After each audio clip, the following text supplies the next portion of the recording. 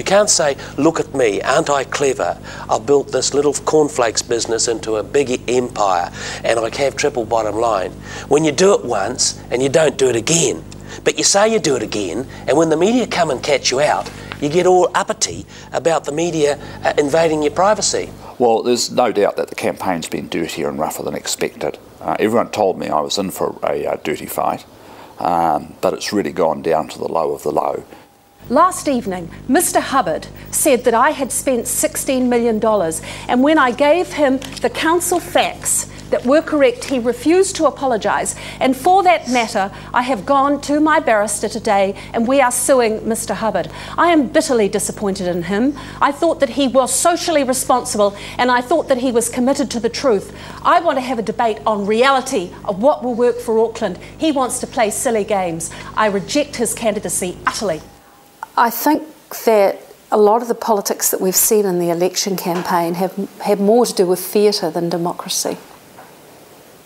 The cities are beautiful on the outside. It's not as beautiful as it should be or could be on the inside. What's your policy? Therefore, I'm sorry, I thought the rules of this were that there was no interruptions, John, and I have not interrupted you during your speak, and I ask you to give the same respect to me as I've given to you. We want to hear your policy, Dick. I'm sorry, have the interruptions finished? No. Can I carry on? Yeah, please. Thank you. Thank you. I think Give us it's very, very policy. important then that I do get the right to speak without interruption, since I've given John Banks the right to speak without interruption. So I make it very plain and very clear that there are a lot of pressures on the rating system, and it is very important that we try and get it as fair as we possibly can. And that's my commitment to the people of Auckland. Oh, dear me. You need to have some policies. You need to front foot things. You just can't be flying around threatening to sue everyone and grizzling and snivelling about the gutter media and waxing lyrically about your opponents and calling me Muldoon and George Bush and insulting me and Tick Dick and all this sort of stuff. As of 10 minutes ago, we got the information through that Brian Nicole, the campaign manager for John Banks, has resigned. After days of denial, Banks's campaign manager has admitted he was behind an anonymous pamphlet drop to damage rival mayoral candidate Dick Hubbard. What was his error of judgment? The error of judgment is it was wrong to distribute that. It's wrong to distribute it. He shouldn't have distributed it. You didn't ask him. Why not? I did not ask him, was it him? I did not think it was him. It just doesn't wash, does it? Well, let's get some balance in this. Well, Can we stop that now? It's important that you know to get some balance. I want answers. Yeah. Where did the money come from this for the printing and distribution of this leaflet? Absolutely no idea. Well, very straight bat. I'm not worried about it, John. Aren't you? You certainly seem worried about it. Well. Doing things once and doing them right, and running the business of the Auckland City Council soundly and sensibly. That's what my mayoralty's all about. And when the jacaranda blooms, I believe the people of Auckland City will stand beside me. The people of Auckland have spoken, and I respect that. We have a new mayor, and I wish Mr. Hubbard and his team of new re-elected councillors all the very best. Well, we got the call on Saturday when I got the ring from the returning officer. I was the first person that he rang, and when he told me the figures and the fact I had a 17,000 margin, it was effectively all over.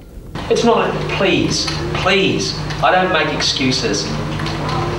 I've been beaten, and I'm happy for Mr. Hubbard and his team. I've sent the signals out that I'm ready to meet up when he's ready to meet up. It's obviously a very emotional period for him. An overwhelming commitment to civic duty and, in a small way, to balance the family ledger. So I finish as I began. I think because there was a mood for change. People wanted to get rid of the Banks style of leadership in Auckland, myself included. I mean, apart from my good looks and charm and intelligence and square jaw. And last but not least, I don't believe in too much formality.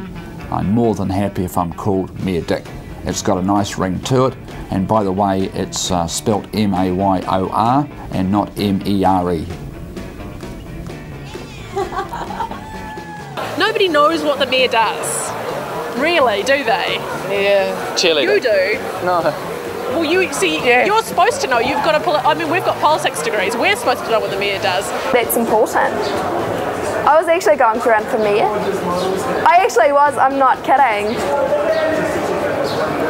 But, you know, I've got my studies and work and friends and, you know, other stuff that I decided not to.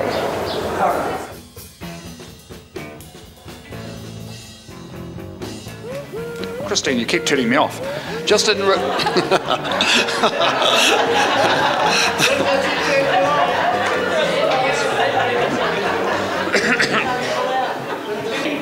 I rest my case.